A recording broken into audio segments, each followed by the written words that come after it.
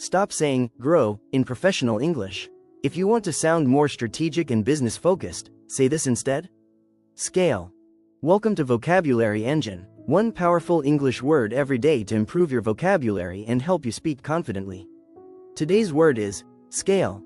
Scale means to grow or expand in a structured and sustainable way. In business English, scale is stronger than just saying grow. It usually means increasing size, revenue, or operations efficiently. Scale. Repeat after me. Scale. The company scaled its operations globally. That means the company expanded efficiently to new markets. We need to scale our business this year. This sounds more professional than just saying, grow our business. The startup is ready to scale. It means the company is ready to expand operations efficiently. In a business meeting you can say, we need a strategy to scale revenue. This sounds strategic, confident, and executive level. Don't use scale for small personal actions. Wrong. I scale my morning routine. Correct. I improve my morning routine. Scale is mostly used in business, startups, and growth strategy.